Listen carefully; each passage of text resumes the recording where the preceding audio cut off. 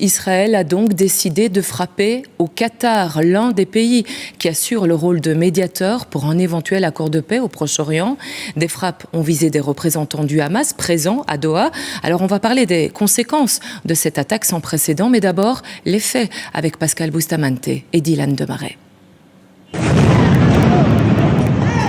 Un quartier résidentiel de Doha, 3 heures de l'après-midi. Plusieurs explosions rapprochées et la population paniquée. C'est cet immeuble qui a été visé par une frappe aérienne. C'est le siège du Hamas dans la capitale qatari, le quartier général où travaillent les négociateurs du mouvement. Israël ne fait pas mystère de son implication. L'opération menée aujourd'hui contre les principaux chefs terroristes du Hamas était une opération israélienne entièrement indépendante. Israël l'a initiée, menée et en assume l'entière responsabilité.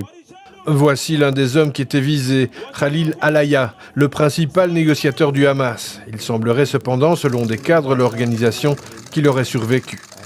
Le feu vert de l'attaque, en préparation depuis des mois, a été donné à la suite de la fusillade d'hier à Jérusalem-Est qui a coûté la vie à 6 Israéliens et qui a été revendiquée par les brigades Al-Qassam, membres du Hamas.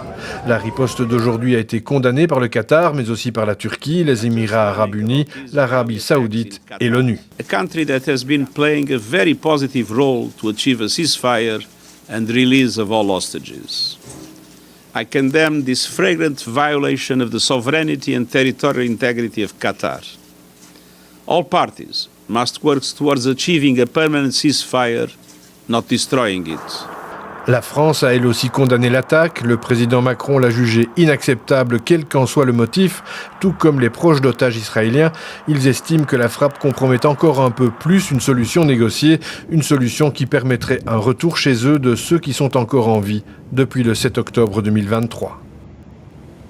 Et prenons le temps de l'analyse avec vous, Régis de Rade, bonsoir. Bonsoir. De hauts responsables du Hamas frappés au cœur de Doha, la capitale du Qatar. Quel est le but poursuivi par Israël ? Écoutez, quand on frappe les négociateurs qui sont à la table des discussions depuis des mois, cela veut dire qu'on met fin tout simplement au processus de négociation.